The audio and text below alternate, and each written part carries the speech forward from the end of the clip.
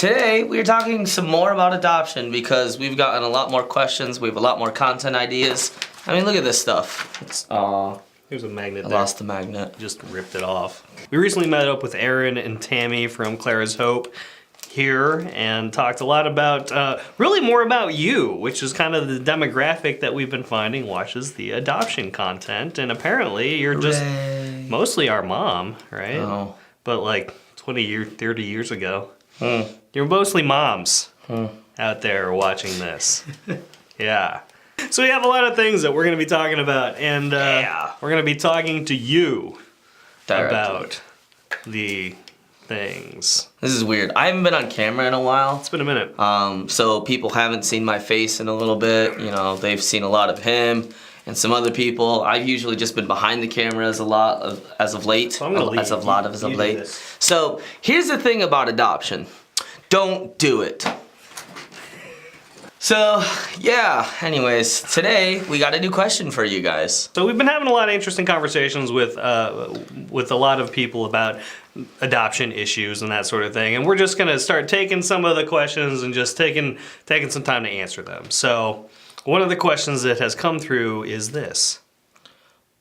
Is that my turn? Yeah, then you Am I supposed to say that? How to initiate conversation about being adopted, and when is the right time to have said conversation? That was the weirdest way of putting that. Yeah. Keeping it. So what? Probably like 3 in the afternoon, I guess. I don't know, man. Are you an afternoon person? People are just getting off of school. They just got done listening to teachers. They're not going to want to listen to another lecture about, hey, you're adopted, so...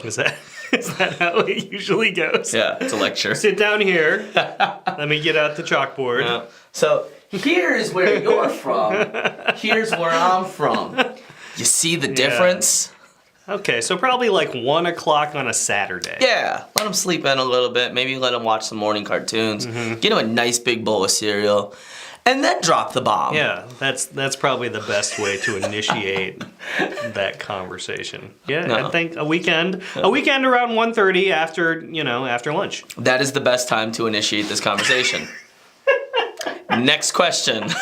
I think that's actually, like, that depends on perspective. That's like 2 questions, right? Like, how to initiate, or what's the best time to initiate a conversation with an adoptee about being adopted as their parent. I don't think it's necessary. Is that an initiation, or like they should probably just always know? I think. I kind of always knew. Yeah. At least my experience, your experience. Yeah. We've always known that we're adopted. That was never like a thing that I don't remember any specific time that my folks sat me down and were like, hey, by the way, just in case we didn't tell you before and you didn't notice because you're Asian, you're adopted. Yep. I'm like, why do your eyes do this and my eyes do this? I think I have asked that question. I'm pretty sure I did ask that question, but that was just because I was like 5, right? I still ask that question for fun. Oh. Obviously, the earlier they know, the more time they have to be able to process this stuff. And it's not like you have to come out in full-blown, just like, hey, guess what? You're adopted. Give them time to process. Make sure that they can understand what it means. Make sure they understand that you love them. Make sure they know that and they're comfortable with that. It just shouldn't ever be a surprise. Yeah. Like, I don't think, I think this is probably actually easier for like international adoptees as opposed to domestic. That like look, or interracial, I guess, is maybe more apt. Why is my skin black and your guys is not? Right? Like, and we know some families that are having those conversations now. Kids should always know. Kids should just know that they're adopted. Now, in the early years, in like the elementary school years, that's just going to be a thing that they'll just know, and that'll just be normal. Mm-hmm. When you hit the middle school years, it's going to be better if they already know, but it's not going to be as normal. So, Davo. Yes, Brett. How would you initiate a conversation with your child about being adopted? Well, they're not, so. Oh.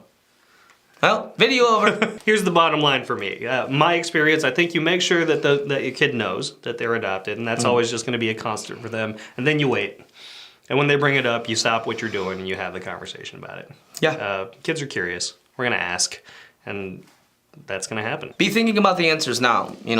Have a reason prepared or have an answer prepared now. So by the time the question does come up, and so, whether that's sitting down with your significant other and be like, okay, here's the answers that we're going to give them. It's all about being able to start immediately. Whether you're having that conversation or not right now, be prepared for that conversation anytime, because as an adopted kid, you never know whenever I'm going to start asking these questions.